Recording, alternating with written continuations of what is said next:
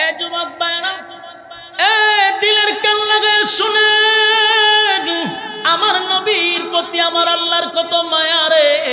নবীর প্রতি আল্লাহর কত মায়া। নবীরে সান্ত্বনা দেওয়ার জন্য, বন্ধুরে খুশি করার জন্য, বন্ধুরে আনন্দ দেওয়ার জন্য, বন্ধুর সুন্দর সুন্দর চেহারার কসম করছে সুবহানাল্লাহ। আল্লাহ বলে ওয়াদুহা, আপনার সুন্দর উজ্জ্বল চেহারার কসম, আপনার উজ্জ্বল চেহারার কসম করছি গো বন্ধু। আর ওয়াল্লাইলি ইযা সাজা, আপনার কালো চুলের কসম করছি গো বন্ধু। আপনার কালো চুলের কসম করলাম। আমার নবীর চুল ছিল বাবরি, লম্বা চুল, কালো চুল, তাই আল্লাহ চুলের কসম করছে। নবীর চেহারা সুন্দর, উজ্জ্বল চেহারার কসম, কালো চুলের কসম। তাহলে নবীর সৌন্দর্য নিয়ে কসম করছে, নবীর কালো চুলের কসম করছে। এরপরে আল্লাহ বলেন মা ওয়াদ্দাআকা রাব্বুকা ওয়া মা ক্বালা। দুইটা কসম করে আল্লাহ বলেন বন্ধু, দুইটা কসম করে বললাম মা ওয়াদ্দাআকা রাব্বুকা ওয়া মা ক্বালা। আপনার রব আপনাকে ভুলে নাই, ভুলে নাই, আপনার প্রতি অসন্তুষ্ট হয় নাই। আগে আপনার প্রতি যেমন ছিলাম এখনো এমনই আছি। জুড়ে কোন সুবহান। আমার আল্লাহর কত মায়া।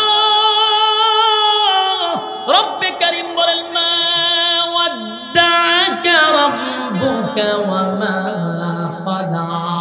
আপনার রব আপনাকে ভুলে নাই, আপনার রব আপনাকে ভুলতে পারে না। মানুষ আপনাকে বলে আমি আপনাকে ভুলে গেছি, না বন্ধু না, আমি আপনাকে ভুলি নাই। মা ওয়াদ্দাআকা রাব্বুকা ওয়া মা ক্বালা। আপনার রব আপনারে ভুলে নাই, আপনার রব আপনারে ভুলতে পারে না। এরপর আল্লাহ বলেন ওয়ালাল আখিরাতু খায়রুল লাকা মিনাল উলা। আল্লাহ বলেন এখনকার যুগের থেকে পরবর্তী যুগ আপনার জন্য আরো ভিআইপি করে দিব। সুবহানাল্লাহ। এটা দিয়া বুঝাইছে এখন দুনিয়াতে আপনাকে যেই নিয়ামত দিছি, নিয়ামত কিছুই না গো বন্ধু। এখনের যুগের থেকে পরবর্তী যুগ, এটা আল্লাহ পরকাল বুঝাইতে পারে। আল্লাহ নিজেই বলেন আপনাকে আমি যা দিছি এর থেকে আপনাকে হাজার হাজার হাজার গুণ আমি বেশি দিব। ওয়াল আখিরাতু খায়রুল লাকা মিনাল উলা। আপনার এখনকার যুগের থেকে, এখনকার অবস্থান থেকে পরবর্তী অবস্থান হবে আরো উপরে। সুবহানাল্লাহ। এরপর আল্লাহ বলেন ওয়ালাল আখিরাতু খায়রুল লাকা মিনাল উলা। আপনার এখনকার অবস্থান থেকে পরবর্তী অবস্থান আরো ভালো হবে। এরপর আল্লাহ বলেন ওয়ালা সাউফা ইউতিকা রাব্বুকা ফাতারদা। আল্লাহ বলেন ওয়ালা সাউফা ইউতিকা রাব্বুকা ফাতারদা। রব্বে কারীম এই আয়াতে বলেন বন্ধু আপনাকে খুব শীঘ্রই, খুব শীঘ্রই আমি আপনাকে খুশি করব। আরো জোরে করে আল্লাহু আকবার। আল্লাহ বলেন আপনাকে খুব শীঘ্রই আমি খুশি করব গো। দেখেন এই সূরার প্রতিটা অর্থ আপনি বোঝার চেষ্টা করেন। আল্লাহ আপনাকে কতটা, আল্লাহ বলেন আমি আপনাকে কতটা মহব্বত করি, আপনাকে আমি কতটুকু ভালোবাসি। ওগো বন্ধু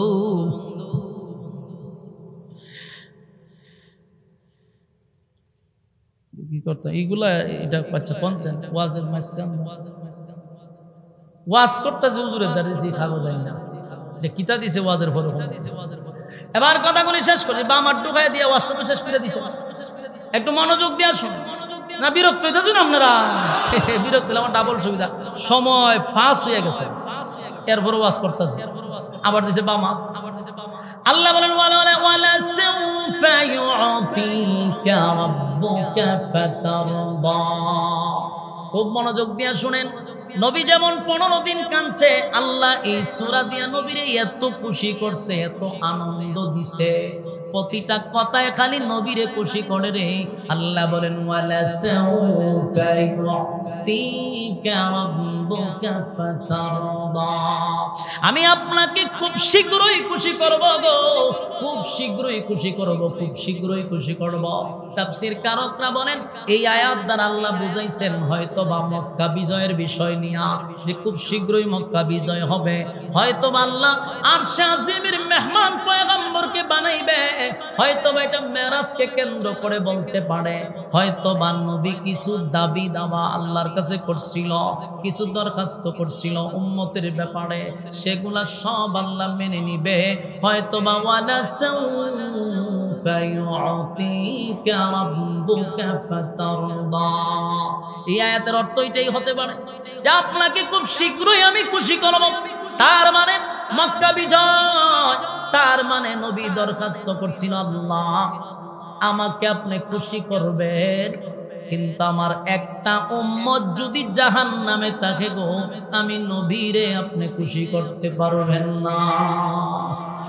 একটা জবান বন্ধ রাখবেন, আল্লাহু আকবার, আর জোরে কোন আল্লাহু আকবার, এই মানের আওয়াজ দিয়ে বলেন আল্লাহু আকবার। আমার নবীর কত মায়া, আল্লাহ বলেন বন্ধু আপনাকে খুশি করব, খুশি করব, খুশি করব। আল্লাহর নবী বলেন একটা উম্মত যদি জাহান্নামের ভিতরে থাকে, আপনি মালিক আমারে খুশি করতে পারবেন না।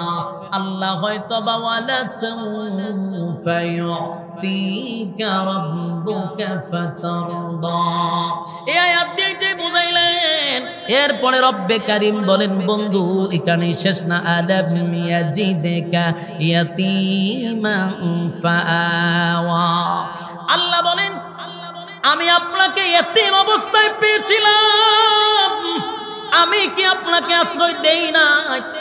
এই কথাগুলি একটু মনোযোগ দিয়া শুনলে আপনি বুঝতে পারবেন অর্থগুলা।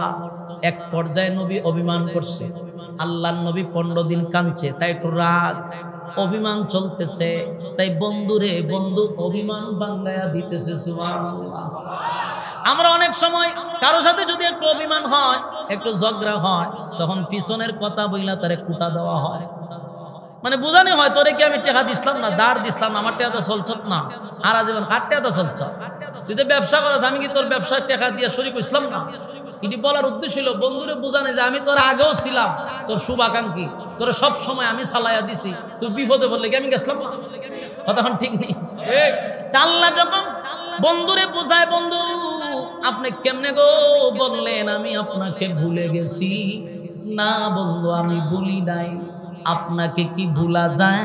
আমি আপনাকে ভুলি নাই। তাই আল্লাহ বলেন আলাম ইয়াজিদকা ইয়াতীমান ফাআওয়া, আপনাকে আমি এতিম অবস্থায় পেয়েছিলাম, আপনাকে কি আমি আশ্রয় দেই নাই? তার মানে নবী এতিম ছিল, এতিম অবস্থায় জন্মগ্রহণ করছে। সেদিন আমার আল্লাহ বলেন আমি আপনাকে আশ্রয় দিছি, এই কথাটাই আয়াতে তুলে ধরেন। এরপরে আল্লাহ বলেন ওয়াজাদাকা দাল্লান ফাহাদা, আপনাকে আমি পথ হারা অবস্থায় পেয়েছিলাম, আমি আপনাকে কি পথ দেখাই নাই? সুবহানাল্লাহ। এটা অর্থ হলো যারা এতিম হয়, যাদের গার্জেন থাকে না, এই ছেলেগুলা ভালো হয় না। কথা কোন ঠিক নেই? গার্জেনের কারণে লেখাপড়া করে না। এই ছেলেগুলা তো প্রতিষ্ঠিত সমাজে হইতে পারে, এখন গার্জেন নাই, অনাথ, কেউ জিগায় না এতিম বাচ্চাদেরকে, লেখাপড়া করতে পারে না, শেষে শিশু গ্যাংয়ের সাথে জড়িত হয়ে যায়। বাস্তব না বাস্তব? আল্লাহ ভাই আপনারা তো আমি ওই জায়গা, আপনি এতিম ছিলেন, আপনি তো পথ হারা অবস্থায় ছিলেন, আমি আপনাকে পথ দেখায় দেই নাই। আমি তো আপনাকে এই লাইন আনছি, আপনাকে আগেও মহব্বত করছি, এখনো করি, ভবিষ্যতে করব। সুবহানাল্লাহ। এরপর আল্লাহ বলেন ওয়াজাদাকা আইলান ফাআগনা, এখানে আল্লাহ বলেন আমি আপনাকে নিঃস্ব অবস্থায় পেয়েছিলাম, আমি কি আপনাকে ধনী বানাই নাই? সুবহান আল্লাহ বলেন আমি আপনাকে নিঃস্ব অবস্থায় মানে গরিব অবস্থায় আপনাকে পেয়েছিলাম, আমি কিন্তু আপনারে ধনী বানায়া দিছি। এখান থেকে আমরা একটা জিনিস শিখতে পারলাম, আমার নবীরে ধনী বানাইছে কে? যুবক বাড়া, আমার নবীকে আল্লাহ ধনী বানাইলো, কিন্তু আফসোসের ব্যাপার হলো সারাটা জীবন শুধু নবী গরিব আছেন, গরিব আছেন। নবীর পেটে পাথর আছেন, নবীর সিরা জামা পড়ছে। এই ওয়াজ আমাদের দেশের মৌলবীরা এক সাইডটা করতেই থাকে, কিন্তু একবারও কয় না যে আমার নবী ধনীও ছিল। ওয়ালাল আখিরাতু খায়রুল লাকা মিনাল উলা ولسوف يعطيك ربك فترضى ألم يجدك يتيما فآوى ووجدك ضالا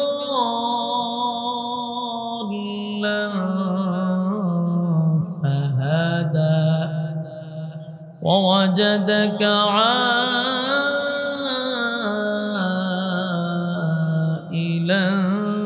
فأغنى فأما اليتيم فلا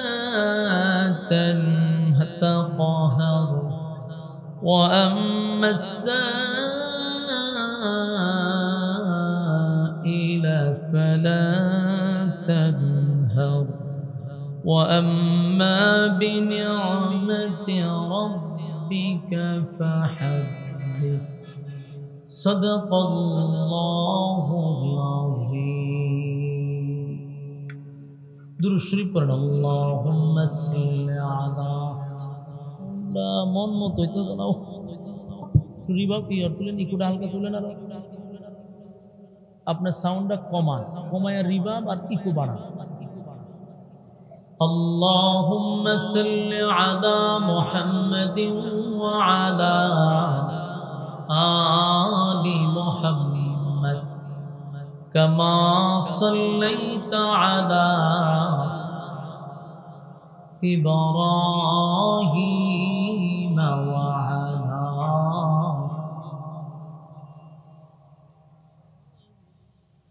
إنك حميد مجيد اللهم بارك على محمد وعلى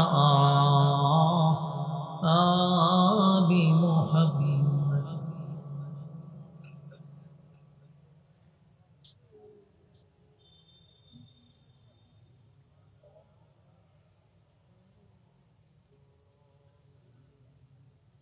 नूर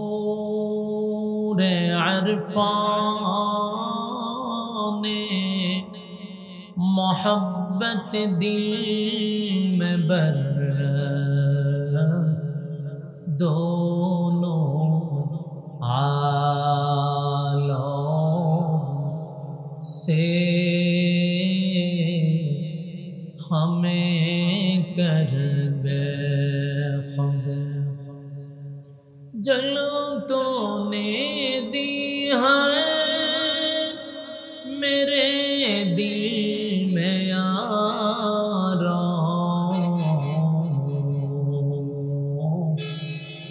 जलन की दवा अब फिला दे खुदाया सारे दुनिया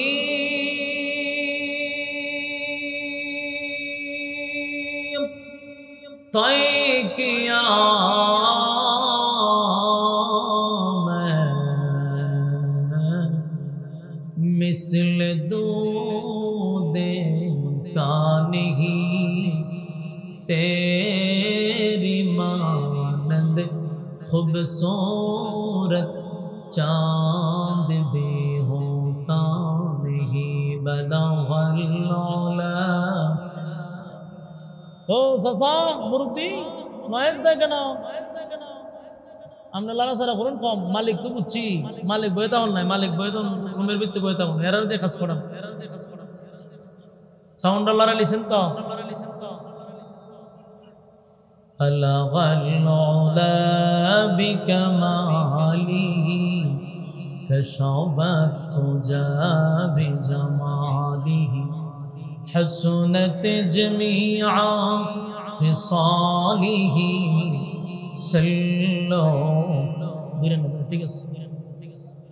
بلغ العلا بكماله كشوبت تجا بجماله حسنت جميع خصاله صلوا عليه আলহামদুলিল্লাহ। আয়োজিত আজকের গাটুরা মিলন বাজার এলাকাবাসীর উদ্যোগে 10 দিন ব্যাপী তাফসীরুল কোরআন মাহফিল, আজকের যিনি সম্মানিত সভাপতি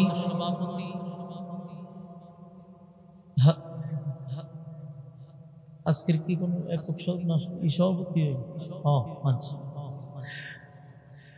শাইখুল হাদিস এবং জামিয়া উনিসিয়ার সম্মানিত শিক্ষা সচিব মুফতি শামসুল হক সাহেব দামাত বরকাতুহু, আজকের মাহফিলের সভাপতিত্ব করছেন হযরত মাওলানা মুফতি আসগর হুসাইন সাহেব দামাত বরকাতুহু। হুজুরিত আমার আমরা এলাকা অত্যন্ত প্রবীণ আলেমে দ্বীন, যোগ্য আলেম। আমি নিজেও গর্বিত যে হুজুর আমার এলাকা। আগে পরিচয় আমার নিজের এলাকা, কিন্তু আমি হুজুর চিনছি না। আল্লাহ তাআলা হুজুরের হায়াতে আমলে বরকত দান করুক, আমিন। কেরে যেটি লড়াচড়া পড়েন শিষ্টা দেখেন। গত বছর আপনার সাথে ঝগড়া করে গেছিলাম, আবার যে আপনারাই আনছে আমি জানলে তো আমি মাইক লুই আইলাম বলে বেগো হয়ে নি তালুই ধরাইছি। সাউন্ড যখন ঠিক আছে বলবো আর ধরবেন না, এরপরে যখন আবার পণ্ডিতি করতে যান তখনই দরবারটা লাগান। আপনাদের মাহফিলে আরো যারা দাওয়াতি মেহমান, আলহামদুলিল্লাহ বাংলাদেশের সুনামধন্য আলেমে দ্বীন, হাজারো আলেমদের উস্তাদ আলহাজ হযরত মাওলানা মুফতি মুবারকুল্লাহ সাহেব দামাত বরকাতুহু, বাংলাদেশ হেফাজত ইসলামের সম্মানিত মহাসচিব, হাজারো আলেমদের উস্তাদ হযরত মাওলানা শায়েখ সাজিদুর রহমান সাহেব দামাত বরকাতুহু, সব বড় বড় উলামায়ে কেরামদের মাঝখানে আমি দোয়া নিতে আসছি। শুধু এখানে দোয়া নেওয়ার উদ্দেশ্যে এই বরকতি মজলিস, আলেমদের মজলিস, আল্লাহ ওয়ালাদের মজলিস। আপনারাও দুনিয়ার সমস্ত ব্যস্ততাকে পিছনে রেখে আপনারা এই নরমাল বিছানাতে বসে আছেন দ্বীনি কিছু কথা শোনার উদ্দেশ্যে। আল্লাহ রাব্বুল আলামিন আমাদেরকে সুস্থ অবস্থায় এখানে আসার এবং বসার যে তৌফিকটুকু রব্বে কারীম আপনি এবং আমাকে দিছে, এই জন্য আমরা শুকরিয়া আদায় করছি, আলহামদুলিল্লাহ। লক্ষ কোটি দুরুদ এবং সালাম আল্লাহর সৃষ্টির প্রধান আকর্ষণ জনাবে মুহাম্মদুর রাসূলুল্লাহ সাল্লাল্লাহু আলাইহি ওয়াসাল্লাম। আপনারা যারা আসছেন বসছেন, খুশি না বেজা? রাস্তাঘাটে, দোকান পাটে আমার যে সমস্ত ভাইয়েরা অনর্থক অকারণে নিষ্প্রয়োজনে সময় নষ্ট করতেছেন, মেহেরবানি করে আমরা প্যান্ডেলে চলে আসি। এই প্যান্ডেলটার ভিতরে যতক্ষণ থাকবেন গুনাহ না হওয়াটাই সম্ভব। প্যান্ডেলের বাহিরে গেলে গুনাহ হওয়া সম্ভব। তাহলে আমরা গুনাহ মুক্ত পরিবেশে বসছি, এটা তো একটা নিয়ামত। এবং উলামায়ে কেরামদের সহবতে বসছি। আমরা রাস্তাঘাটে সময় নষ্ট না করি, যতক্ষণ বসা থাকবো নাযালাত আলাইহিমুস সাকিনা, উপর থেকে সাকিনা রহমত আমরার উপরে নাজিল হইবে। যেন এই বরকতি মজলিস থেকে আমরা যেন দূরে না যাই এবং এই রহমত বরকত থেকে যেন আমরা বঞ্চিত না হই। মেহেরবানি করে আমরা প্যান্ডেলে বসে যাই। দীর্ঘদিন ধরে এটা চলে আসছে, প্রায় 10 দিন ব্রাহ্মণবাড়িয়ার মাটিতে আরো অনেক দিন পর্যন্ত তাফসীর চলমান থাকে। আর এটার একটা যে 10 দিন চলে। আমি যায় আওয়াজ যায়, আওয়াজ নাই পিছনে কি রকম আওয়াজ যায়? হ্যাঁ এই পিছনে সাউন্ড নাই কেন? মাইকের কোনো সাউন্ড নাই পিছনে? গত বছর এত যন্ত্রণা দিল, এরপরও তো আপনারা সেটিংটা বুঝলেন না। প্যান্ডেলে সাউন্ড থাকতে বা আগুনের মতো ঠিক অহন কণ্ঠা বদনাম করবেন কি আমার মাইক প্লেসিং বাস্তব ধৈর্যের সাথে কথাগুলি শ্রবণ করার চেষ্টা করবো ইনশাআল্লাহ। শীত যাতে না দেয়, শীতটা একটু কম। আমার ডাইনে আপনাদের জামি দারুল আরকামের বহুত বড় একজন আলেম আমার এলাকা, এবং অনেক বছর ধরে মাদ্রাসার সাথে হুজুর জড়িত, অসংখ্য আলেমদের উস্তাদ উনি। ওনার পাশে বসে আপনাদের সামনে কিছু কথা বলবো, যার দোয়া নেওয়ার উদ্দেশ্যে। মাঝে মাঝে যে আমি এর সাথে একটু কথা বলতেছি, এতে কি বিরক্ত হন? কারণ ওয়াজ আমি করুন, আপনারা সুবহানাল্লাহ হইতেন না। কিন্তু এই জন্য আমার আওয়াজটা আমার মতো না করলে আমি ছক্কা মারা সম্ভব না, আউট হওয়ার সম্ভাবনা আছে। এই জন্য দক্ষ অপারেটরের দরকার। আমি এই সংগ্রাম নামছি মাইকের ব্যাপারে, এটা আমার চলতে থাকবে। আর এর দ্বারা অনেক মাইকওয়ালা ঠিক হয়ে গেছে, অনেক ঠিক। এই বছর যত মাইকে ওয়াজ করছি মাশাআল্লাহ সব বালা, এখন ঠিক হয়েছে। সারা জীবন তো গালি আমি গেছি মাইক লইয়া, সব বক্তারা আমার গালিছে। আমার জায়গাত বইয়া সিল্লি দে আমার মতো, আমারও তো নর্মাল কথা কইলে নিলে তো আলহামদুলিল্লাহ, সিল্লি না দিলে দাওয়াত দেন। শ্রোতার যেমন নিয়ত বালা না, আমি কেরে মাঝখানে মরতাম, তোমরা নিয়ত বালা না, আমি মরতাম। এটা তোর রড দিয়া বাইন্দা আনছি, এটা গলা ওই রাত্রে গেলে গলা বাইন্দা ঘুমানি লাগে, এত ব্যথা করে, রূপ গিলতে পারি না, এত কষ্ট হয়। আমার জায়গার থেকে আমি ঠিক আছে, সমালোচনা আপনি করতেছেন, এটার জবাব আপনি দিবেন। এজন্য মাইকম্যানদের প্রতি রাগ হয়ে কেটে আমার প্রতি হলো এই যে মেশিন মাইক একটা টাকা খরচ করে একটা ব্যবসা করছে, আর ব্যবসার ক্ষতি হইলে আমার কারণে আল্লাহর কাছে আমারও জবাব দিতে হবে। কিন্তু এই যে আওয়াজ হইতেছে, এই যে সাউন্ড সিস্টেম, আমি না হয়েও পারি না। এই জন্য উচিত একজন ভালো দক্ষ অপারেটর দরকার, সাউন্ড বুঝে, বক্তা কোন সাউন্ডটা চায়, কেমন চায়, এটা যেন বুঝতে পারে। মাঝখানে শীষমিশ দেওয়াটা হলো সবচেয়ে বিরক্তিকর, এটা বন্ধ করেন। স্মুথ সাউন্ড থাকবো, শীষ বন্ধ করেন, শীষ বন্ধ করেন, নয়েজ বন্ধ করেন। আপনারা আমি আপনাদের সামনে সূরা দোহা কমপ্লিট তেলাওয়াত করছি, পুরাটা সূরা আপনাদের সামনে তেলাওয়াত করছি। এই সূরাটা শীষ বন্ধ করেন, 2 বার 3 বার ঘুমানোর পরে কিন্তু আর আমি মেজাজ গরম করেন না। সূরাটা মক্কাতুল মুকাররমায় নাজিল হয়েছে। তো এটা নাজিলের কয়েকটা কারণ উল্লেখ করা আছে, শানে নজুলগুলা অনেক রকম। এই সূরাটা নাজিল হয়েছে রাসূলকে এক ধরনের খুশি করার জন্য, সান্ত্বনা দেওয়ার জন্য। আবার রাসূল সাল্লাল্লাহু আলাইহি সাল্লাম একটা সময় অসুস্থ ছিলেন, ওহী আসা বন্ধ হয়ে গেছিল। ওহী আসা বন্ধ হওয়ার কারণে এটা নিয়ে আবার মক্কাতে অনেক বেঈমানরা সমালোচনা করছে, রাসূলকে আঘাত দিয়ে কথা বলছে, এমনও বলছে যে মুহাম্মদের আল্লাহ মুহাম্মদকে ভুলে গেছে। আবার রাসূলের চাচি এমন কথাও বলছে যে মুহাম্মদের কাছে আগে একটা শয়তান আসতো, এখন আর আসে না। রাসূল অসুস্থ ছিল, অসুস্থতার কারণে প্রতিদিনের মতো তাহাজ্জুদের নামাজে উনি উঠতে পারছেন না। নিয়মিত তাহাজ্জুদ উঠা রাসূল তেলাওয়াত করত, তো অসুস্থ তো এখন আর নিয়মিত উঠতে পারে না। তো রাসূল যে তাহাজ্জুদের লেগে উঠত, কিছু বেঈমানরা রাসূলের বিরোধিতা করত, কিন্তু রাত্রের বেলা উঠে বসে থাকতো রাসূলের তেলাওয়াত শোনার জন্য। বিরোধিতা করত ঠিক, কিন্তু আবার রাত্রে উঠে বসে থাকতো। নবী যখন তাহাজ্জুদে তেলাওয়াত করব আর এটা শুনবো তারা। এমন তো রাসূল উঠতে পারে না, অসুস্থ, তো যারা রাত্রি জায়গা যারা বসে থাকতো এরা খুব বিরক্ত। ঘটনা কি? মুহাম্মদ এখন উঠে না কেন, তেলাওয়াত করে না কেন? এদের মধ্যে সবচেয়ে কাছের প্রতিবেশী আবুল আহাব। এই আবুল আহাবের বউ রাসূলের বিরোধিতা করে সবসময়, আপন চাচি হইয়া, কিন্তু সেও রাত্রে আবার উঠে বসে থাকে নবীর তেলাওয়াত সুন্দর উঠে বসে থাকে। 2-3 দিন যখন গেল, রাসূল আর উঠে না, তেলাওয়াত করে না। এই মহিলা রাসূলের কাছে আসছে, আয়েশা কয় যে তুমি আগে না উঠতে তেলাওয়াত করতে, এখন করো না কেন?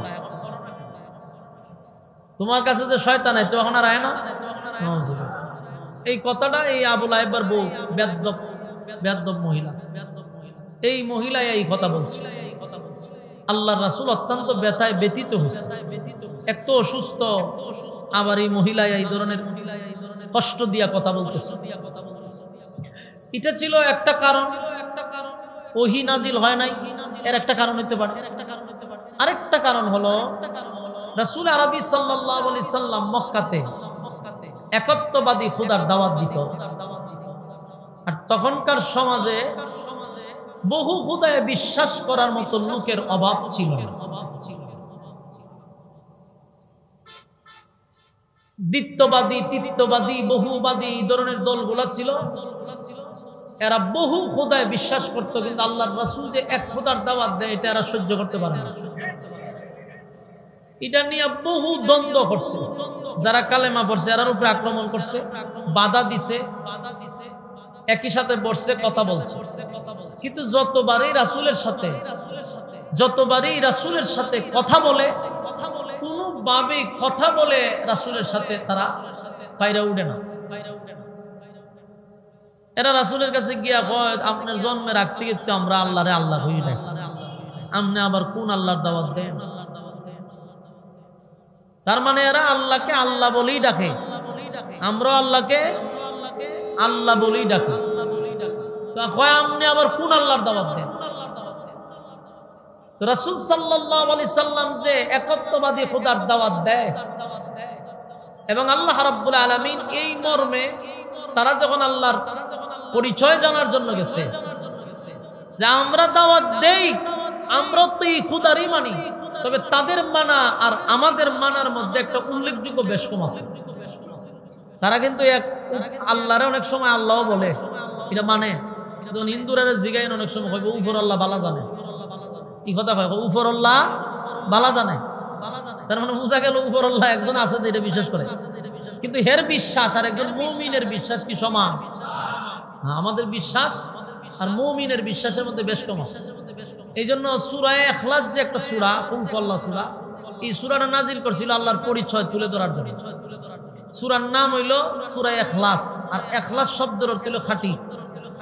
এই খাঁটি কেন রাখা হয়েছে? যে এদের আল্লাহ বিশ্বাস আর মুমিনের আল্লাহ বিশ্বাসের মধ্যে বেশ কম আছে। আমাদের বিশ্বাসটা হলো খাঁটি, আর এদের বিশ্বাস হলো উপর আল্লাহ আছে একজন ঠিক, কিন্তু আমাদের ধন সম্পদ দেয় লক্ষ্মীমা। কথা বুঝতেছেন নি? আল্লাহ একজন আছে, কিন্তু আল্লাহর প্রতিনিধি আরো 360 জন আছে। আল্লাহর প্রতিনিধি 360 জন আছে, এটা হলো এর বিশ্বাস। আর আমাদের বিশ্বাস হলো আমাদের এক মালিক ছাড়া আর কোন মালিক নাই, আমাদের রব ছাড়া আর কোন রব নাই, যিনি এক অদ্বিতীয়, যার কোনো শরীক নাই, যার কোনো সঙ্গী নাই, যার কোনো ইলাহ নাই। তিনি কারো কাছ থেকে জন্ম নেয় নাই, কাউকে জন্ম দেয় নাই। আমাদের বিশ্বাসটা হলো খাঁটি, কিন্তু এদের বিশ্বাসের মধ্যে বেজাল আছে। তো এরা রাসূলকে বলে যে আপনার সাথে আমাদের কিছু বিষয়ে কথা আছে। তো যতবারই রাসূলের সাথে বৈঠকে বসে কথা দিয়া পারে না। তখন এদের মধ্যে কিছু পণ্ডিত, তাওরাতের কিছু আলেম, এরকম কিছু শিক্ষিত লোকরা বলল, শুনো, আব্দুল্লাহর পুত্র মুহাম্মদের সাথে কথা বলে কোনোভাবেই পারা সম্ভব না। কেন? ওনার কাছে যে এলেম আছে এটা আসমানি এলেম, আর আমরা যে এলেম দিয়া তার সাথে টাক্কর দিব, এই দুনিয়াবি এলেম দিয়া তার সাথে কথা বলার যোগ্যতা আমরা রাখি না। সুবহানাল্লাহ। এই কথাটার বাস্তবতা কতটুকু দেখেন। এটা একটা বাস্তবতা আমরা বোঝায়। আসমানি এলেম আর দুনিয়াবি এলেম দুইটার মধ্যে তফাৎ আছে।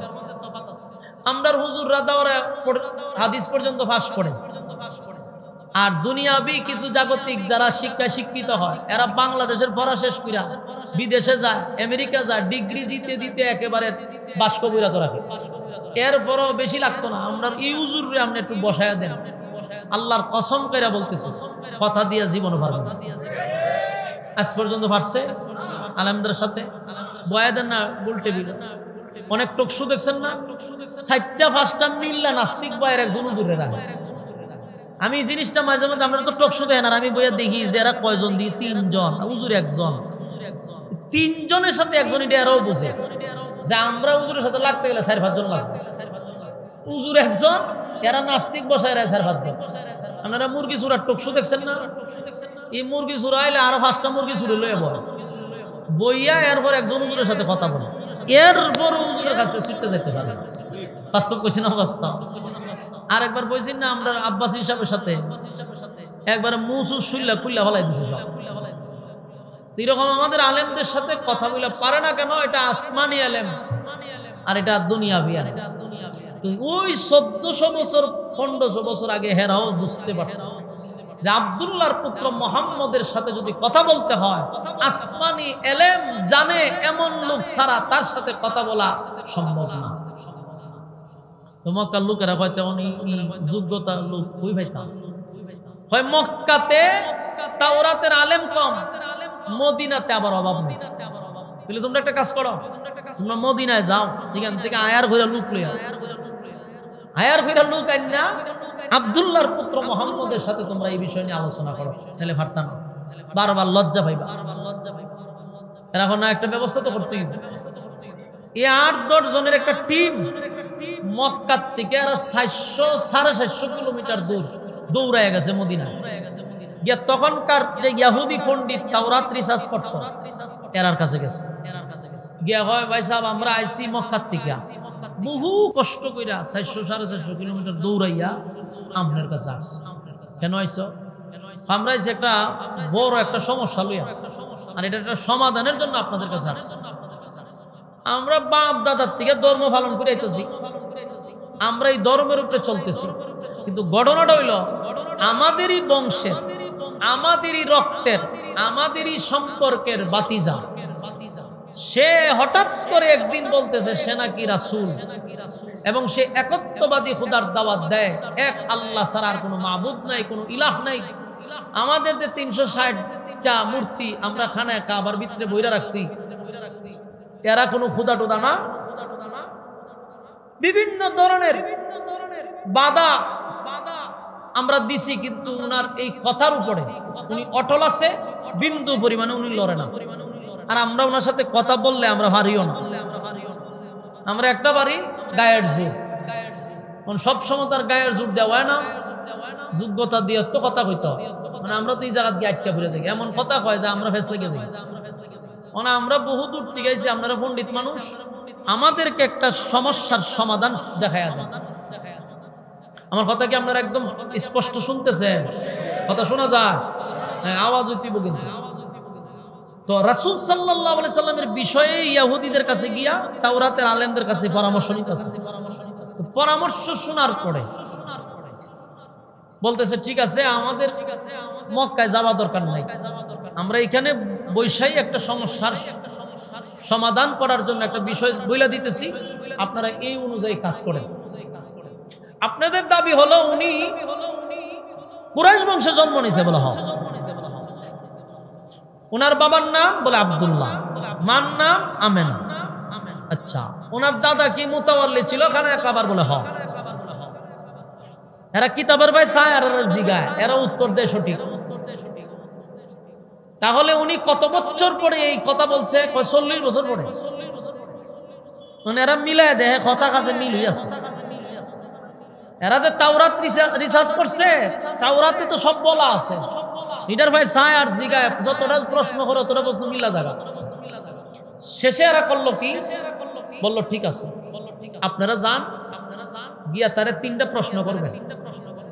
3টা প্রশ্নের জবাব যদি সে দিয়া দিতে পারে, তাহলে বুঝবেন যে উনি আল্লাহর রাসূল, এর মধ্যে কোনো সন্দেহ নেই। আর আপনারা উচিত তখন ওনার কাছে কালেমা হইরা ঈমান আনা। এরা মক্কা তেজার আইসিন, এরা মাথা দাঁত দিয়া হয় আমরা আইলাম কি তার ভাইলাম কি, চাইলাম কি আর ভাইলাম কি, তাহলে এরা তো দূর থেকে গেরাইছে। কারণ যেডি আইছে এরাও তো জানে উনি যে সত্য নবী, কথা হয় না দি। মক্কার মানুষের কি জানার বাকি ছিল? 40 বছরে উনারে মাইপ পালাইছে যে উনি নবী হওয়ার যোগ্য। এখন এরা চিন্তা করছে যে আমরা যেহেতু দূর আইলাম, এই কথা তো আমরাও জানি, আমরা যে কোনো কথার মার বেচ দিয়ে আটকানি যায়, তাহলে বোঝা গেল এর উদ্দেশ্য ভালো না। এরা জানতো উনি নবী হওয়ার যোগ্য, উনি আল্লাহর পয়গম্বর, এটা বুঝতে পারছে। কিন্তু এরপরও সত্যটাকে গোপন করতে চায় কেন? উদ্দেশ্য। অনেক তাওরাতের আলেম বলতেছে যে আপনারা 3 প্রশ্ন করবেন, যদি উত্তর দিতে পারে আপনারা বুঝবেন উনি আল্লাহর পাঠানো একজন পয়গম্বর। কারণ আমরা এখানে যা দেখছি আপনাদের কথায় সব মিলছে, সুতরাং আপনারা উচিত কালেমা পড়ে ঈমান আনেন। আর 3 প্রশ্ন জবাব না দিতে পারে বুঝবেন উনি কোনো নবী না। কি করবো? বিপদে পড়ে এই 3 কথা লইয়া গেছে আবার মক্কায় গিয়া রাসূলের কাছে এরা বসছে, ওই একটা বড় টিম লইয়া এরা বসছে। বইয়া বলতেছে যে আমরা তোমার কাছে কিছু কথা জানার জন্য আসছি। রাসূল তাকায়া দেখে মক্কার যত বড় বড় মাথা আছে সব টিয়াইয়া বসছে। বলতেছে বাতিজা, তুমি তো আমাদেরই বাতিজা, আমাদেরই রক্ত, আমাদেরই বংশ, তোমার সাথে দূরত্ব রাখতে লাভ নাই, ঝগড়াঝাটি করেও লাভ নাই। তুমি যে কাজ করতেছো এই কাজ তুমি করবা, যদি তোমার কাজে আমাদের সাথে মিল্লা যায় আমরা তোমার কাজে যোগ দিব, আমরা কালেমা পড়বো। চিন্তা হলো সব বনা, এরা যদি কালেমা পড়ে তো আমার আর কোনো ঝামেলা নাই। মক্কাতে দিনের দাওয়াত প্রচার প্রসার করতে আমার আর মাঝখানে কোনো বাধা নাই, কারণ এরা তো মক্কার মাথা। তবে আমরা তোমার কালেমা পড়বো, শর্ত হইল 3টা। শর্ত কটা? প্রথম শর্ত হলো না, আমরা তোমার কালেমা পড়বো, তবে আমরা 3টা প্রশ্ন করবো। এই 3 প্রশ্নের জবাব যদি তুমি দিতে পারো তাহলে আমরা তোমার কালেমা পড়ে ঈমান আনবো। শর্ত লাগাই দিছে। বলুন তো দেখি আপনারা, এরা 3 প্রশ্নের জবাব দিল কি কালেমা পড়বো এই নিয়ত আইছে? এইটা দেখেন। এরা খুব সুন্দর করে রাসূলের কাছে কথাগুলি বলতেছে। রাসূল জিজ্ঞাসা আপনার প্রশ্ন কি? বলে না বাতিজা, আমরা কঠিন কোনো প্রশ্ন না, তুমি বললেই আমরা কালেমাটা ফিরালাম। প্রথম প্রশ্ন হইল রূহ নিয়া, রূহ কি? 2 নম্বর প্রশ্ন হইল একজন বাদশা ছিল যিনি গোটা পৃথিবী রাজত্ব করছেন, গোটা পৃথিবী রাজত্ব করছে, ঘোড়ার উপরে সোয়ার করে, এর ডিটেলস বর্ণনা করবা। 3 নম্বর হইল 7 জন যুবক একটা গুহার ভিতরে ছিল, কতদিন বাঁচছিল, কতদিন পরে ঘুম থেকে জাগ্রত হয়েছিল, তার ডিটেলস বর্ণনা করবা। এইগুলো 3 প্রশ্ন, জবাব দিবা, কালেমা পড়বা। রাসূল কাচ্চা অসুবিধা নাই, আপনারা আসছেন, আপনারা আমার কাছে 3 প্রশ্ন জানার জন্য আসছেন, আপনারা আগামীকালকে আইসেন, আমি 3টা প্রশ্নের জবাব দিয়ে দেব। এরা চিন্তা করলো ঠিক আছে অসুবিধা নাই, আগামীকালকে আমরা আসলাম। এই 10-12 জন লোক এরা চলে গেছে। কিন্তু রাসূল যে বলছে আগামীকালকে বলে দিব, কিন্তু এদিন তো আর জিবরাইল আসে নাই। কারণ রাসূলের ধারণা ছিল সকালে জিবরাইল, বিকালে আয়ে, সন্ধ্যাবেলায়। অসুবিধা কি, আসলে বলবো, 3 প্রশ্নের জবাব জানাই দিব। কারণ রাসূল কি নিজের থেকে কোনো কথা বলতেন? কথা হয় না। রাসূল কি গায়েব জানতেন? গায়েব যদি জানতো তাহলে 3 প্রশ্নের জবাব আগামীকালকে দিব, এই কথা বলার কি দরকার? রাসূল তো গায়েব হয়ে জানে, আগের থেকে হয়ে দিত। কথা হয় না। গুহাবাসীর কথা তো রাসূল আগের থেকেই জানতো যদি গায়েব জানতো। রাসূল তো বাদশাহ, যেই বাদশাহ গোটা পৃথিবী রাজত্ব করছে, সেই বাদশার ব্যাপারে আগের থেকে জানলে আগে বলে দিত, আর পরের দিন বলার কি দরকার ছিল? কথা বল না। রাসূল গায়েব জানতো। রাসূল সাল্লাল্লাহু আলাইহি সাল্লাম বলছেন যে আগামীকালকে বলবো, কিন্তু জিবরাইল আইছে। চিন্তা করেছে কি রে, জিবরাইল আইলো না? পরের দিন তো এরা ঠিক মতো 10-12 জন আইসা পড়ছে। আয়া কইও আমরা 3 প্রশ্ন। রাসূল কই থেকে কইব? রাসূল তার গায়েব জানে না। রাসূল কয় আজকে হইতো না, আগামীকালকে। এটা আবারও গেছে।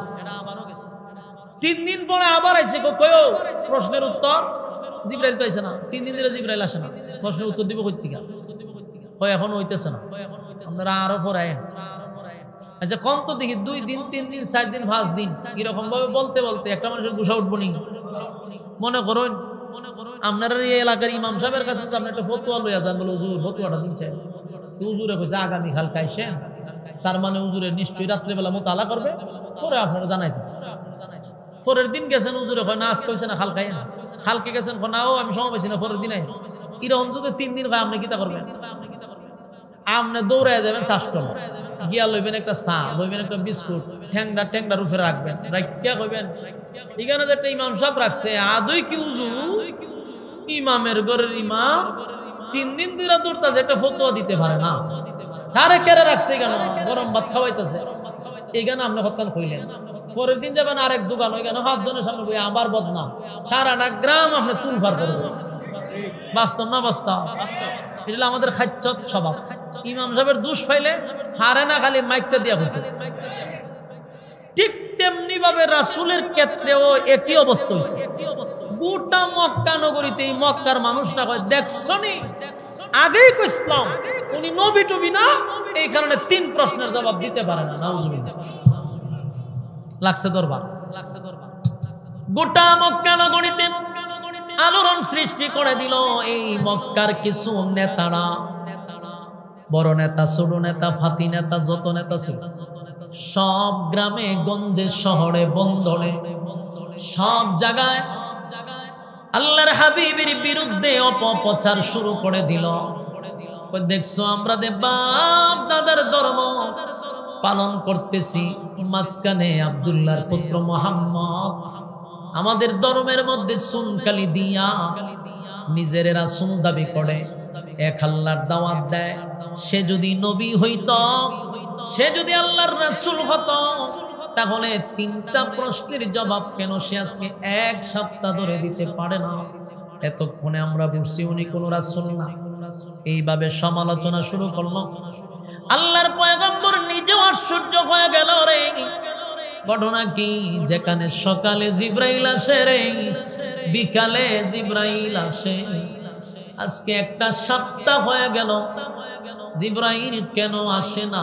জিব্রাইল কেন আসে না? আল্লাহর নবী কতক্ষণ পরে পরে আসমানের দিকে তাকায়, জিব্রাইল কেন আসে না? জিব্রাইল কেন আসে না? আল্লাহর নবী নিজেও কান্দে আর চোখের পানি ছাড়ে। অন্যদিকে মক্কা নগরীর মানুষ প্রতিদিন আমার নবীর বিরোধিতার সমালোচনা। আর আবু লাহাব পারবো খুব কাছে নবীর প্রতিবেশী। কতক্ষণ পরে পরে নবীর কাটা গায়ে লবণ দিয়া বলে কি মুহাম্মদ শয়তান এখন আয় না। নাউজুবিল্লাহ। এখানে ক্ষান্ত নয়, আল্লাহর পয়গম্বরকে উদ্দেশ্য করে মক্কার মানুষেরা বলে শুনতনি আব্দুল্লাহর পুত্র মুহাম্মদ যেই মালিকের দাওয়াত দিত সেই মালিক তারে ভুলে গেছে। মানুষ বলা বলি করতে লাগলো, তার আল্লাহ তারে ভুলে গেছে। আর একজন আসতো ওহিনিয়া, সেও আসে না।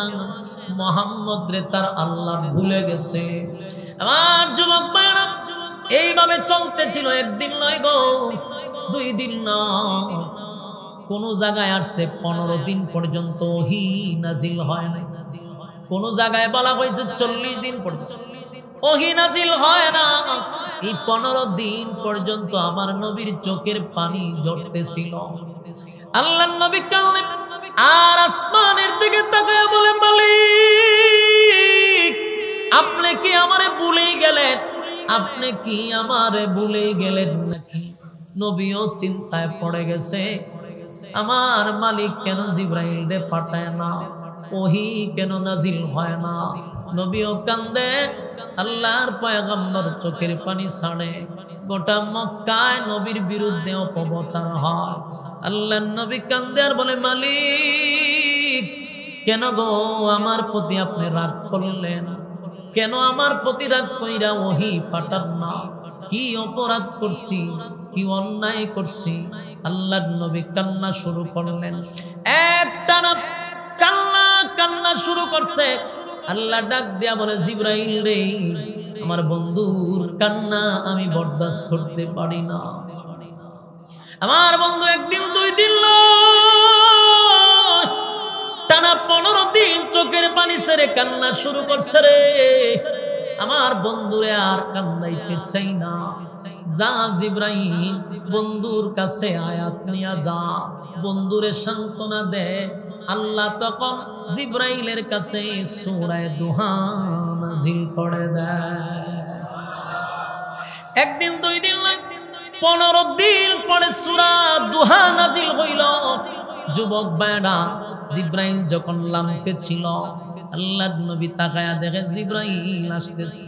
15 দিন পরে যখন জিব্রাইল আসতেছে, এত চোখের পানি ফালানোর পরে, এত সমালোচনার পরে, এত গালমন্দ শোনার পরে আল্লাহর নবী জিব্রাইলের কাছে এসে বলে, জিব্রাইল রে, বল আগে কেন আসলি না? আল্লাহর পয়গম্বর অভিমান করে রাগান্বিত হইয়া বলে, জিব্রাইল রে, কেন আইলি না? 15 দিন পর্যন্ত কেন আসলি না? জিব্রাইল কয়, হাবিব, আমি আসতে চাই, কিন্তু আমার মালিক যে আমারে আসতে দেয় না গো, আমার মালিক আমার আটকায়া দেয়। আল্লাহর নবী বলেন, জিব্রাইল,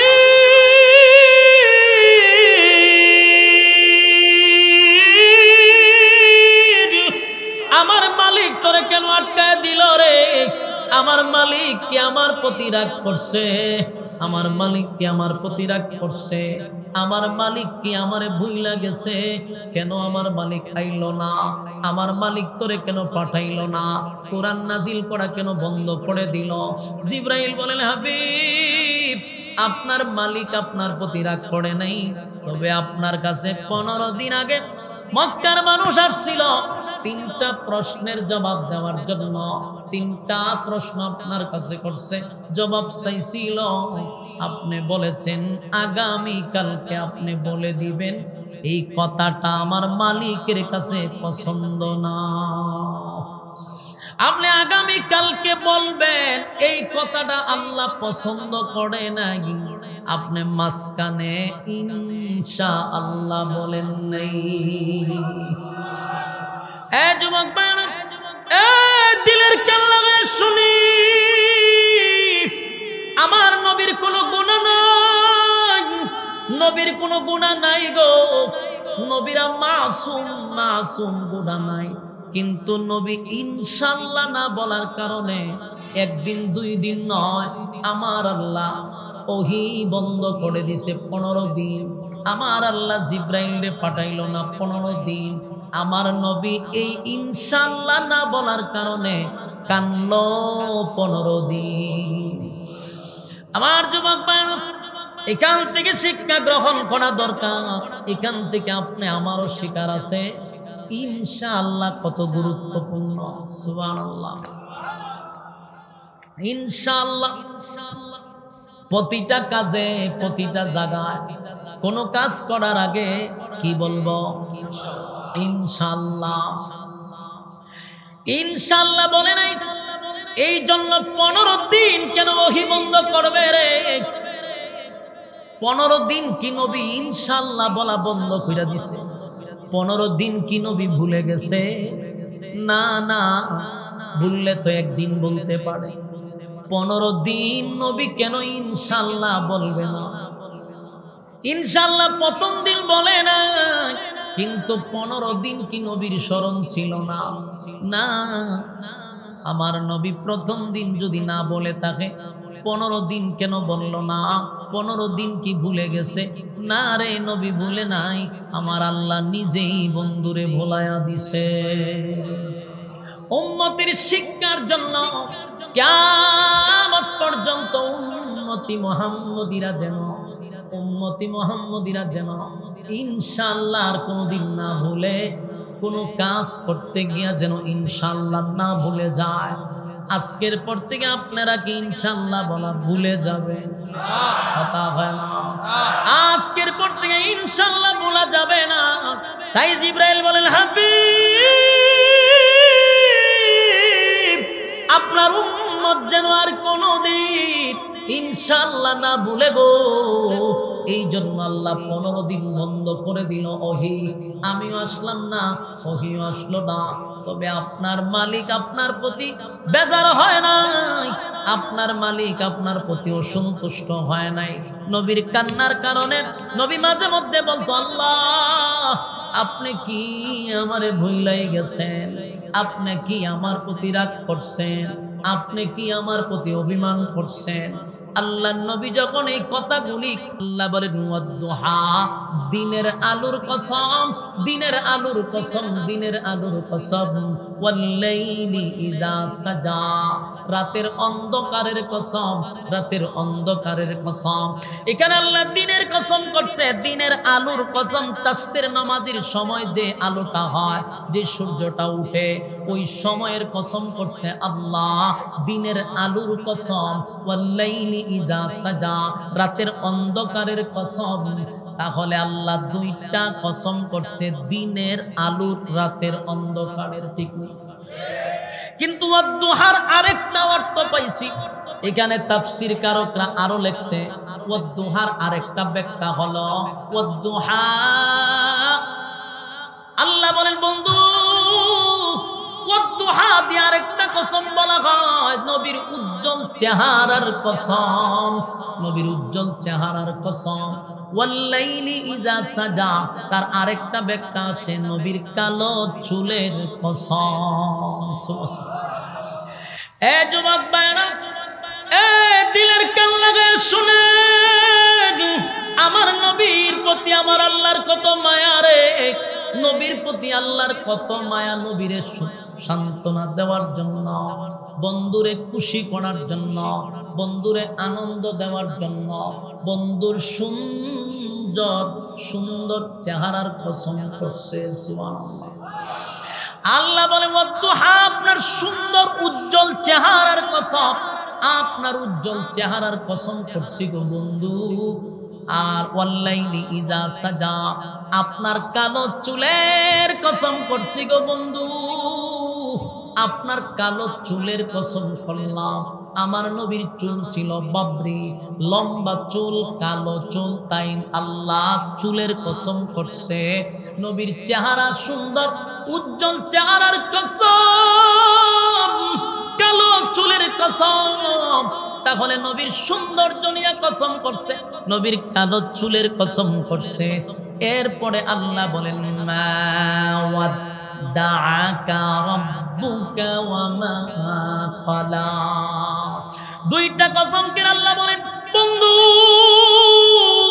দুইটা কসম করে বললাম মা ওয়াদ্দাআকা রাব্বুকা ওয়া মা ক্বালা, আপনার রব আপনাকে ভুলে নাই, ভুলে নাই, আপনার প্রতি অসন্তুষ্ট হয় নাই। আগে আপনার প্রতি যেমন ছিলাম এখনো এমনই আছি। জুড়ে কোন সুবহান। আমার আল্লাহর কত মায়া। রব্বে কারীম বলেন মা ওয়াদ্দাআকা রাব্বুকা ওয়া মা ক্বালা, আপনার রব আপনাকে ভুলে নাই, আপনার রব আপনাকে ভুলতে পারে না। মানুষ আপনাকে বলে আমি আপনাকে ভুলে গেছি, না বন্ধু না, আমি আপনাকে ভুলি নাই। মা ওয়াদ্দাআকা রাব্বুকা ওয়া মা ক্বালা, আপনার রব আপনারে ভুলে নাই, আপনার রব আপনারে ভুলতে পারে না। এরপর আল্লাহ বলেন ওয়ালাল আখিরাতু খায়রুন লাকা মিনাল উলা, আল্লাহ বলেন এখনকার যুগের থেকে পরবর্তী যুগ আপনার জন্য আরো ভিআইপি করে দিব। সুবহানাল্লাহ। এটা দিয়া বুঝাইছে এখন দুনিয়াতে আপনাকে যেই নিয়ামত দিছি, নিয়ামত কিছুই না গো বন্ধু। এখনের যুগের থেকে পরবর্তী যুগ, এটা আল্লাহ পরকাল বুঝাইতে পারে। আল্লাহ নিজেই বলেন আপনাকে আমি যা দিছি এর থেকে আপনাকে হাজার হাজার হাজার গুণ আমি বেশি দিব। ওয়ালাল আখিরাতু খায়রুন লাকা মিনাল উলা, আপনার এখনকার যুগের থেকে, এখনকার অবস্থান থেকে পরবর্তী অবস্থান হবে আরো উপরে। সুবহানাল্লাহ। এরপর আল্লাহ বলেন ওয়ালাল আখিরাতু খায়রুন লাকা মিনাল উলা আল্লাহ আপনার এখনকার অবস্থান থেকে পরবর্তী অবস্থান আরো ভালো হবে।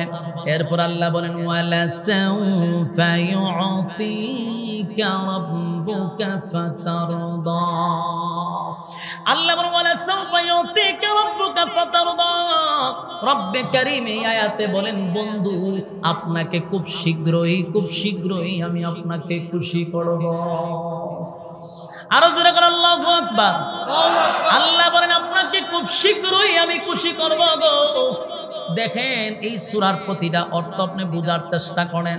আল্লাহ আপনাকে কতটা, আল্লাহ বলেন আমি আপনাকে কতটা মহব্বত করি, আপনাকে আমি কতটুকু ভালোবাসি। ওগো বন্ধু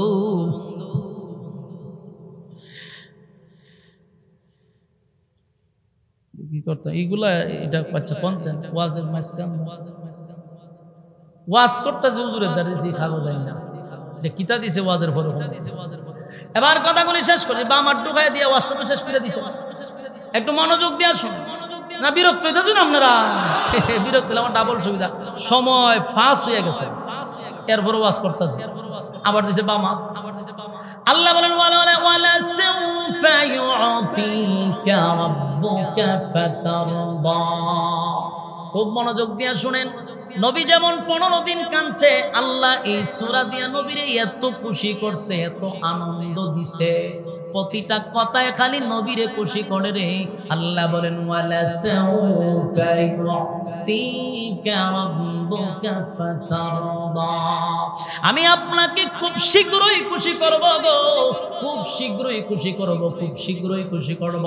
তাফসীর কারকরা বলেন এই আয়াত দ্বারা আল্লাহ বুঝাইছেন হয়তোবা মক্কা বিজয়ের বিষয় নিয়া, যে খুব শীঘ্রই মক্কা বিজয় হবে। হয়তোবা আল্লাহ আরশে আজিমের মেহমান পয়গম্বরকে বানাইবে, হয়তোবা এটা মেরাজকে কেন্দ্র করে বলতে পারে। হয়তোবা নবী কিছু দাবি দাওয়া আল্লাহর কাছে করছিল, কিছু দরখাস্ত করছিল উম্মতের ব্যাপারে, সেগুলা সব আল্লাহ মেনে নিবে। হয়তোবা ওয়ালা সাউফা ইউতিকা রাব্বুকা ফাতারদা। এই আয়াতের অর্থ এটাই হতে পারে যে আপনাকে খুব শীঘ্রই আমি খুশি করব। তার মানে মক্কা বিজয়, তার মানে নবী দরখাস্ত করছিল আল্লাহ আমাকে আপনি খুশি করবেন, কিন্তু আমার একটা উম্মত যদি জাহান্নামে থাকে গো, আমি নবীরে আপনি খুশি করতে পারবেন না। একটা জবান বন্ধ রাখবেন আল্লাহু আকবার, আর জোরে কোন আল্লাহু আকবার। এই মানের আওয়াজ দিয়ে বলেন আল্লাহু আকবার। আমার নবীর কত মায়া। আল্লাহ বলেন বন্ধু আপনাকে খুশি করব, খুশি করব, খুশি করব। আল্লাহর নবী বলেন একটা উম্মত যদি জাহান্নামের ভিতরে থাকে, আপনি মালিক আমারে খুশি করতে পারবেন না। আল্লাহ হয়তো ওয়ালা সাউফা ইউতিকা রাব্বুকা ফাতারদা। এই আয়াত দিয়ে এটাই বুঝাইলেন। এরপরে রব্বে কারীম বলেন বন্ধু এখানেই শেষ না, আলাম ইয়াজিদকা ইয়াতীমান ফাআওয়া। আল্লাহ বলেন আমি আপনাকে এতিম অবস্থায় পেয়েছিলাম, আমি কি আপনাকে আশ্রয় দেই না? এই কথাগুলি একটু মনোযোগ দিয়া শুনলে আপনি বুঝতে পারবেন অর্থগুলা। এক পর্যায়ে নবী অভিমান করছে, আল্লাহর নবী 15 দিন কাঁদছে, তাই একটু রাগ অভিমান চলতেছে, তাই বন্ধুরে বন্ধু অভিমান বাংলায়া দিতেছে। সুবহানাল্লাহ।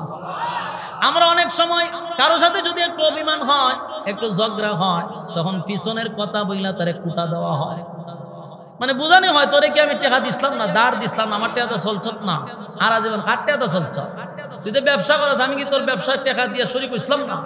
এটি বলার উদ্দেশ্য ছিল বন্ধুরে বুঝানে যে আমি তোর আগেও ছিলাম, তোর শুভাকাঙ্ক্ষী, তোর সব সময় আমি চালাইয়া দিছি, তুই বিপদে বললে কি আমি গেছিলাম না?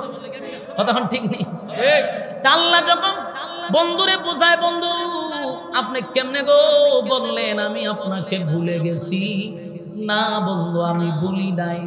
আপনাকে কি ভুলা যায়? আমি আপনাকে ভুলি নাই। তাই আল্লাহ বলেন আলাম ইয়াজিদকা ইয়াতীমান ফাআওয়া। আপনাকে আমি এতিম অবস্থায় পেয়েছিলাম, আপনাকে কি আমি আশ্রয় দেই নাই? তার মানে নবী এতিম ছিল, এতিম অবস্থায় জন্মগ্রহণ করছে। সেদিন আমার আল্লাহ বলেন আমি আপনাকে আশ্রয় দিছি, এই কথাটাই আয়াতে তুলে ধরেন। এরপরে আল্লাহ বলেন ওয়াওয়াজাদাকা দাল্লান ফাহাদা, আপনাকে আমি পথ হারা অবস্থায় পেয়েছিলাম, আমি আপনাকে কি পথ দেখাই নাই? সুবহানাল্লাহ।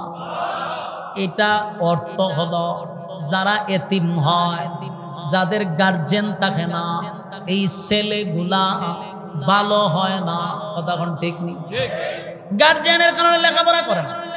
এই ছেলেগুলা তো প্রতিষ্ঠিত সমাজে হইতে পারে না, গার্জিয়ান নাই, অনাথ, কেউ জিগায় না এতিম বাচ্চাদেরকে, লেখাপড়া করতে পারে না, শেষে শিশু গ্যাংয়ের সাথে জড়িত হয়ে যায়। বাস্তব না বাস্তব?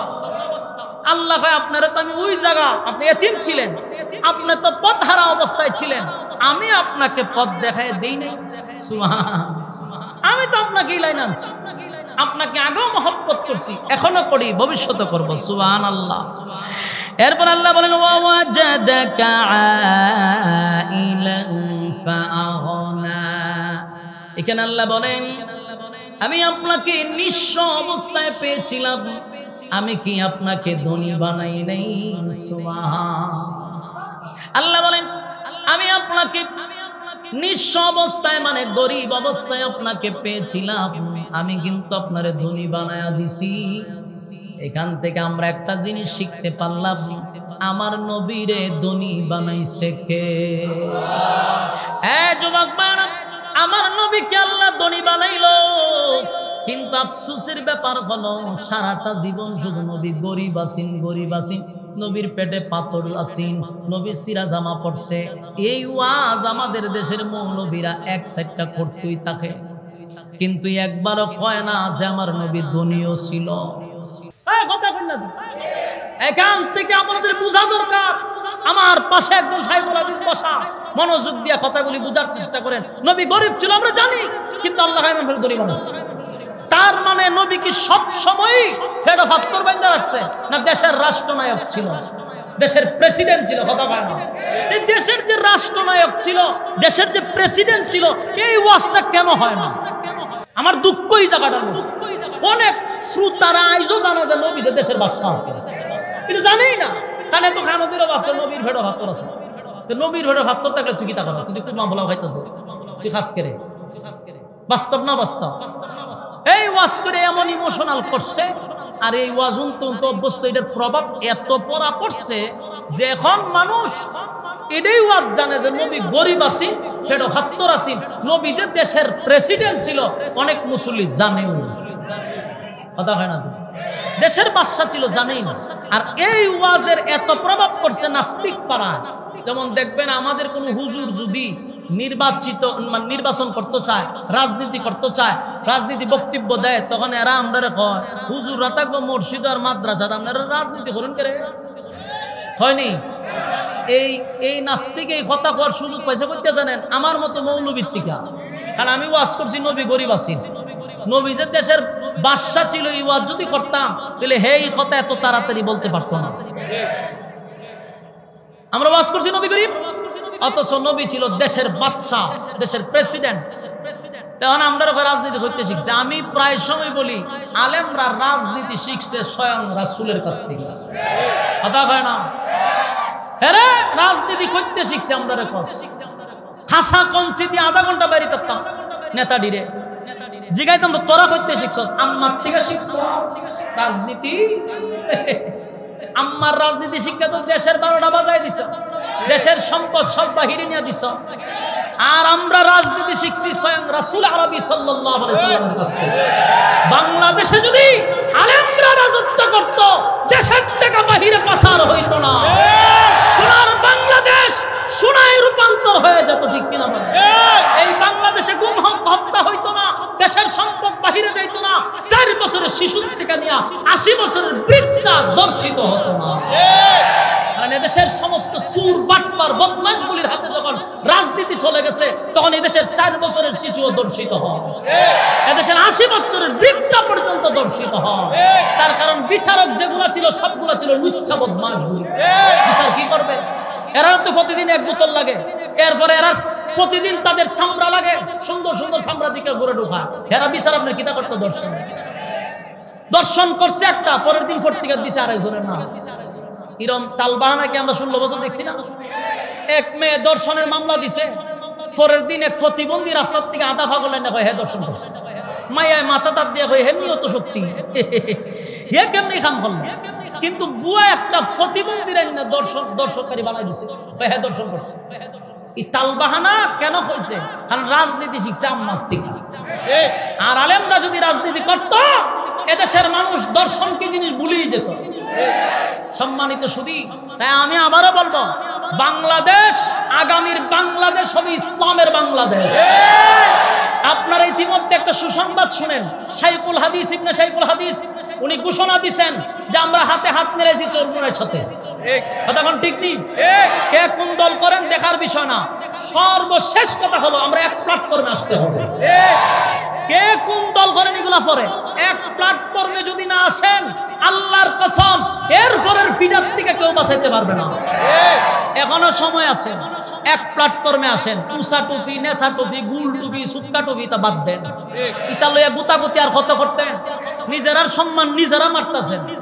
বাংলাদেশের আলেমরা যদি একটা প্ল্যাটফর্মে চলে আসে, আল্লাহর কসম এদেশ আগামীতে হবে ইসলামের দেশ, ইসলামের দেশ।